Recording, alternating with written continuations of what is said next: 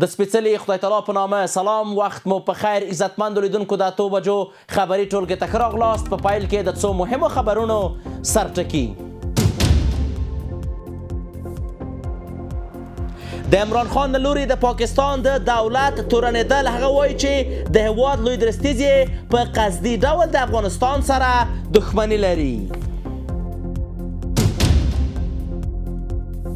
په ټوله نړۍ کې د افغان کډوالو سره سخت چلند وروسته له هغې چې افغان په واشنګټن کې په امریکایانو ډزې وکړې، د متحده ایالاتو د کډوالۍ او ګمرکونو د تطبیق ادارې د افغانستان په ګډون د 9 هېوادونو څخه د کډوالو داخلېدل وځنډول.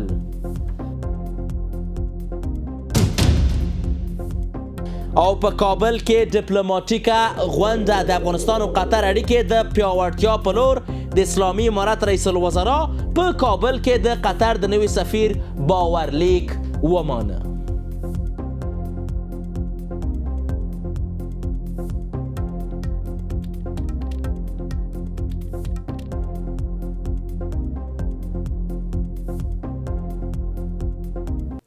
بشپړ خبرونه، زه یوسف خان لاله یم. دوشنبه و مسکو د تاجکستان او افغانستان د پولې د ساتنې لپاره د روسي ځواکونو د ځای پر ځای کولو په اړه خبرې اترې پیل کړي دي. که چیرې خبرې اترې بریالۍ شي، نو د روسیې پوځي چورلکې به د دې پولو د ساتنې لپاره وکارول شي. د روسیې استخباراتي سرچینو مخکې ادعا کړې وه چې د تاجکستان په خاوره وروستۍ بریدونه د پاکستان پوځ په مستقیم ملاتړ ترسره شوي دي. په ورته وخت کې د پاکستان پخواني لومړي وزیر عمران خان له زندان څخه په یو پیغام کې ویلي چې اسلام آباد په قصدي ډول د افغانستان سره اورته لمن وهي. افغانستان سره په پوله کې د تاجک پر خاورې وروستیو بریدونو او د دې بریدونو په پایله کې د څو چینایي اتباعو د وژل کېدو وروسته دوشنبه د مسکو او د ډلهییز امنیت تړون سازمان سره د همکارۍ لپاره کوښښ کوي ترڅو د افغانستان سره د هېواد د پولو امنیت ډاډمن کړي. د راپورونو له مخې تاجک چارواکي د روسي چارواکو او د مسکو په مشرۍ د ډلهییز امنیت تړون سازمان سره په دې اړه بحث کوي چې څرنګه روسي ځواکونه انتقال کړي او د افغانستان سره د تاجکستان د پولو د خوندي کولو لپاره په ګډه همکاري وکړي. د تاجکستان په پلازمینه دوشنبه کې د روسیې پوځي اډه له هېواده بهر د روسیې تر ټولو لویه پوځي اډه ده او که دا خبرې اترې بریالۍ شي، نو د روسیې پوځي چورلکې به د افغانستان سره د تاجکستان د 1344 کیلومتره پولې د ساتنې لپاره وکارول شي. روسیه سابق برنامه و پروگرام داشتن از میخواد زمینه سازی میکنه که در مرز تاجکستان با افغانستان اساکر روسی خود بیاره و بعدم پروگرام در ازبکستان و در ترکمنستان هم داره. این نگرانی باعث نگرانی کشورهای امریکا و غربی و متحدینش میشه، اما روسیه این کار در خاک خود میکنه. از اصول کدام کار انجام ده نمیتونه و صرف اگر مزاحمت هم ایجاد کنن گمان میکنم که اینقدر موثر باشه. د روسیې استخباراتي سرچینو مخکې ادعا کړې وه چې د تاجکستان په خاوره کې وروستي بریدونه د پاکستاني پوځ په مستقیم ملاتړ ترسره شوي، که څه هم پاکستاني چارواکو تر اوسه په دې اړه غبرګون نه دی ښودلی. تر دې مخکې د اسلامي امارت چارواکو دا بریدونه هغو کړیو ته منسوب کړي وو چې د دوی پر وینا په سیمه کې د ګډوډۍ او بې ثباتۍ د رامنځته کولو هڅه کوي. په ورته مهال کې د پاکستان پخواني لومړي وزیر عمران خان له زندانه په یو پیغام کې په ایکس پاڼه کې لیکلي چې د پاکستان پوځ په قصدي ډول په افغانستان کې اوربل کړی دی. ښاغلي خان ټینګار کړی چې د پاکستان د پوځ مشر د خپلو ګټو لپاره هېواد د ترهګرۍ ګواښ سره مخ کړی دی. ما تل ویلي چې د بې پیلوټ الوتکو بریدونه او زموږ د خپلو خلکو پر وړاندې د پوځي عملیاتو له امله ترهګرۍ مخ په زیاتېدو ده. د پاکستان پوځ په قصدي ډول په افغانستان کې اور بل کړی دی. لومړی افغانان ګواښولي او بیا یې افغان کډوال له پاکستانه وشړل. د دوی پر وړاندې ډرون بریدونه ترسره شوي چې اغېز یې په یوه ډول په پاکستان کې ترهګرۍ زیاته کړې ده. اسم منیر د خپلو شخصي ګټو لپاره هېواد د ترهګرۍ ګواښ سره مخ کړی دی. په همدې حال کې د اسلامي امارت د بهرنیو چارو وزارت د مالی او اداري مرستیال محمد نعیم وردک په کابل کې د چین له سفیر ژاوشینګ سره وکتل او د تاجکستان سره په پوله کې وروستۍ پیښه چې پکې چینایي اتباع وژل شول د دښمنانو عمل وباله چې د هېوادونو ترمنځ بې باوري رامنځته کوي. د چین سفیر دا هم ویل چې د پیښې عاملین غواړي د چین او افغانستان ترمنځ اړیکې خرابې کړي. دکتور محمد نعیم صاحب د تاجکستان پر پوله د روسي پیښې په اړه چې پکې چینایي اتباع ووژل سو خواشیني څرګنده کړه او زیاته کړه چې په دې تړاو پلټنې روانې دي او دا برید یې د هغو دښمنانو عمل وباله چې د هېوادونو ترمنځ بې اعتمادي رامنځته کوي. د چین سفیر د پیښې په اړه د جدي اقداماتو له امله د اسلامي امارت د هڅو او دریځ مننه وکړه او ویل چې د دې پیښې عاملین غواړي د چین او افغانستان روابط خراب کړي. تر دې مخکې د اسلامي امارت او تاجکستان د بهرنیو چارو وزیرانو د هغه هیواد په خاوره کې د وروستیو بریدونو وروسته ټلیفوني خبرې کړې وې. اسلامي امارت د دې پیښې د عاملینو د پیژندلو، د معلوماتو تبادلې او د پیښې د ارزونې لپاره د هر اړخیز همکارۍ لپاره خپل بشپړ چمتووالی اعلان کړی دی. پر همدې موضوع د بحث لپاره په ژوندۍ بڼه راسره وصل دی د نړیوالو چارو کارپوه او په لندن کې د کډوالو چارو وکیل دروند میلمه ښاغلی عزیز موارد صاحب. موارد صاحب ستړی مه شئ، وخت بخیر. ښه راغلاست درته وایم موارد صاحب، دغه کومه پیښه چې د تاجکستان مرز ته نږدې رامنځته شوه، فکر کوئ د دغه اصلي لاملین څوک وو؟ بېلابېل تحلیلګران تحلیلونه او اند او تفکر هم پر همدې ده چې دغه پیښه کې د پاکستان د پوځ لاس وو. مننه جناب لاله صاحب محترم. لومړی تاسو تخنیکي همکاران ته لیدونکو سلام احترامات. وعلیکم سلام. ګوره دا صحیح ده چې موږ اړیکې له پاکستان سره ترنګلنې دي او خصوصا بیا لارې بندې کړي، خپله پاکستان بند کړې سوداګري، دې لپاره چې افغانستان بدیل لار پیدا نه کړي یا له نورو هېوادو سره اړیکې جوړ نه کړي. کیدای شي پاکستان دا کړنه ترسره کړي چې بیرته افغانستان او افغانان پاکستان ته اړ شي او احتیاط شي. بله، دا یو ښه ادرس ده، ښه خبره ده، اما په سیاست کې هر څه امکان لري. کیدای شي له دغه فرصت دغه ذهنیت نه استفاده ایران کوي، کیدای شي له دې نه استفاده یعنې تاسو مستقیما پاکستان ګرم نه ګڼئ موارد صاحب؟ دا خو تقریبا 15% بالکل پاکستان ده په دې ذهنیت. اما کیدای شي روسیې پاکستان ته پیسې ورکړي، راز دا کار وکړي. دا به کېدای دا ماموریت پاکستان ته کړی. ولې روسیه به داسې کار غواړي؟ دې لپاره چې غواړي روسیه له ډېر پخوا نه حتی د جمهوریت په وخت کې دغه پروګرام و چې دغه پولې ته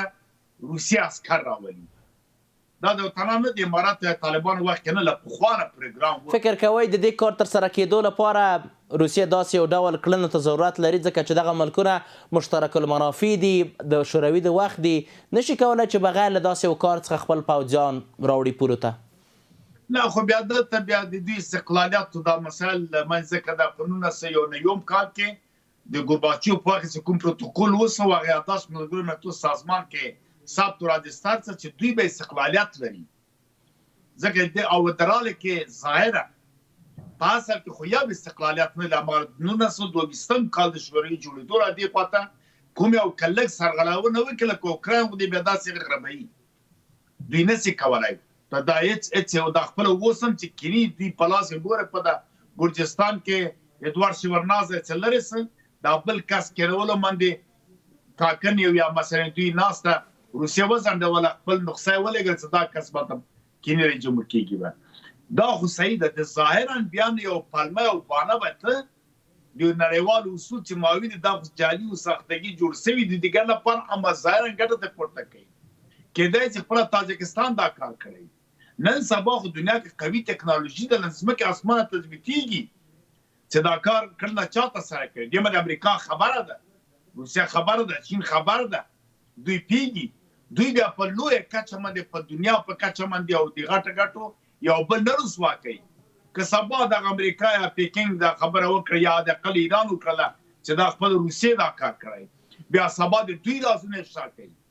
د دوی باندې سابق راو پاسي بله ګوره په پوتین باندې شخصي حمله ترامپ وکړه فورا د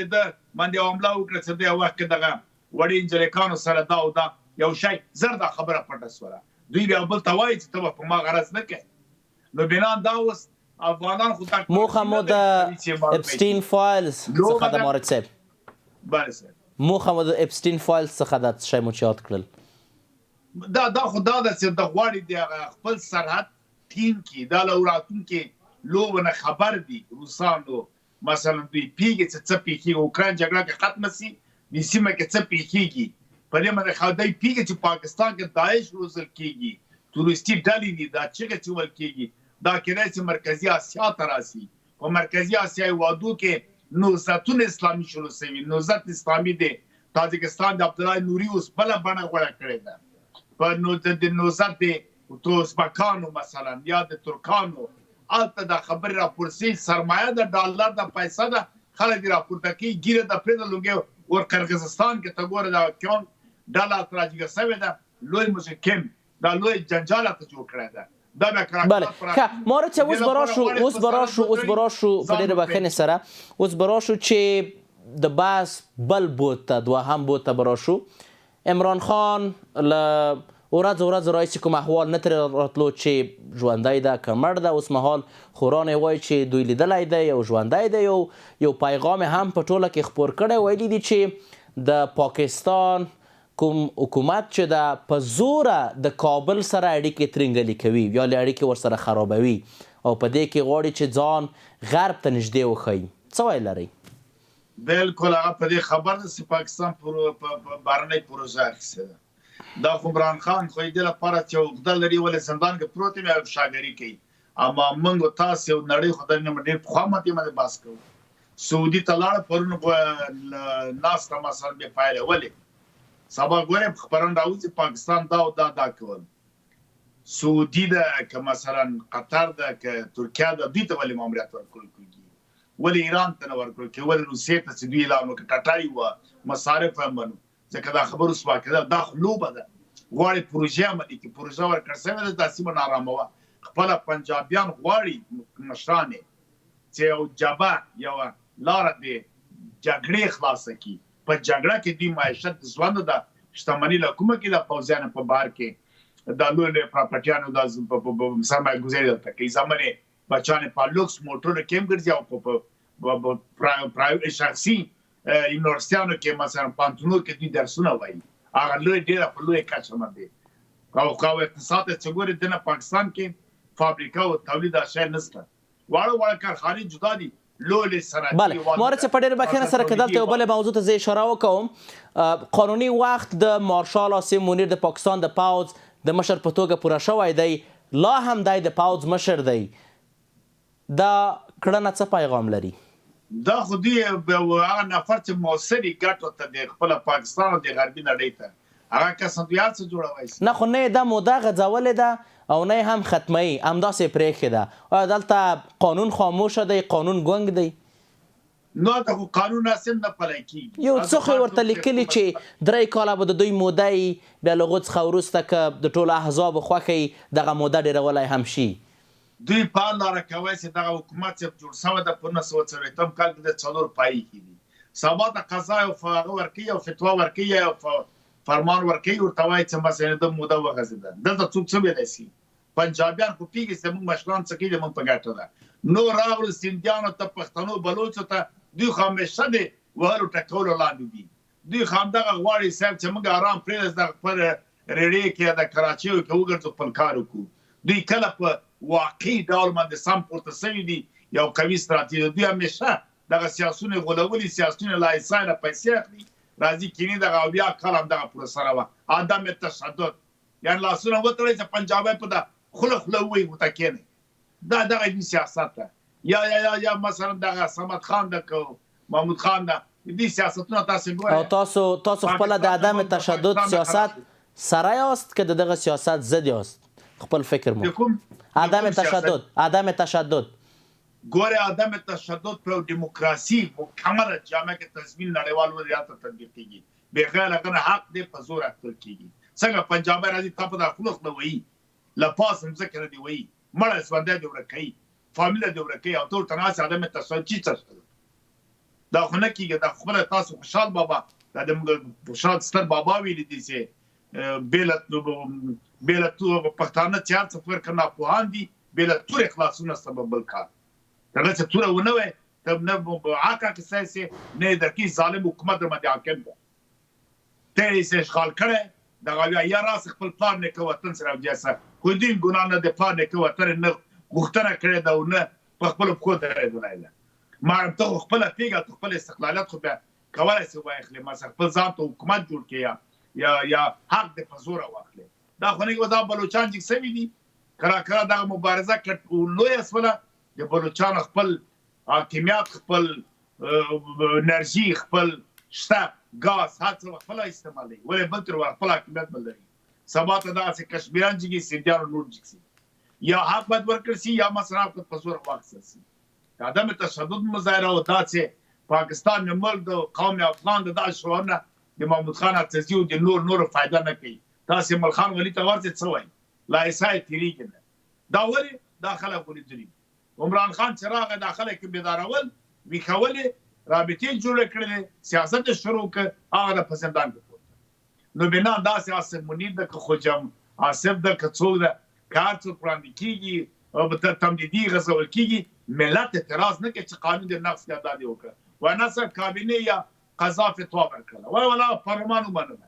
یو عادي وکیل د پارلمان چې جګ سي خبره وکړي ټول ملت نه پټ غلی ناست دي. دغه وجه ده چې ظلم و هر څه پرې روان دي حقایق نه زده کولی. درست موارد صاحب په خبرونه کې ستاسو له حضور څخه نړۍ منندوی یم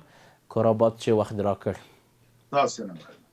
وروسته له هغې چې یو افغان په واشنګټن کې امریکایان په ډزو ووژل د امریکا د کډوالۍ او ګمرکونو د تطبیق ادارې هیواد امریکا ته د کډوالو داخلېدل وځنډول. د ټرمپ ادارې پالیسیو په هیواد کې دننه او بهر بېلابېل غبرګونونه راپارولي دي.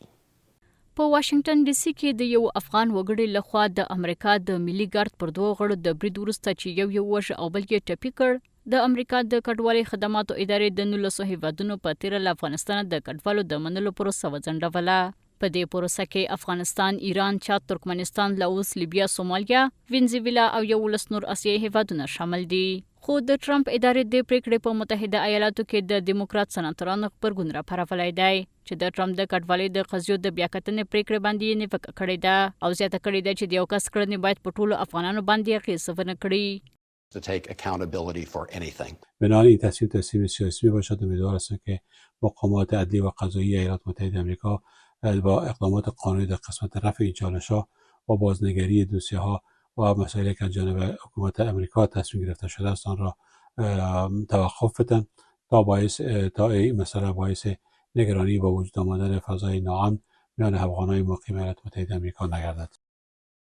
له بل خوا امریکایي رسنیو د امریکا د ملي ګارد پر برید کې د شکمن رحمان الله لکنوال د لومړۍ محکمې د اورېدنې راپور ورکړ او ویل چې نوموړي د هیواد پر ملي ګارد باندې له ډزو کولو انکار کړی دی. خو د واشنګټن محکمې قاضي لکنوال په 4 قضیو کې د تورن په توګه تایید کړ او زیاته کړه چې هغه به د خپلې قضیې په اړه د نورو څېړنو پورې په توقیف کې پاتې شي. دا ټول په داس حال کې دي چې د رحمان الله لکنوال لخوا د امریکا د ملي ګارد د 2 غړو د ډزو او د ترهګریزو بریدونو د پلان کولو په تور د 2 نورو افغان اتباعو د نیولو وروسته د ټرمپ ادارې د افغانانو پر وړاندې سخت اقدامات پیل کړي او د دوی د کډوالۍ د قضیو بیاکتنه یې خپره کړې ده. عزتمندو لیدونکو د 8 بجو خبري ټولګه پر همدې ځای پای ته ورسېده. تر بیا کتو په الله پاک مو سپارم. ښه شپه.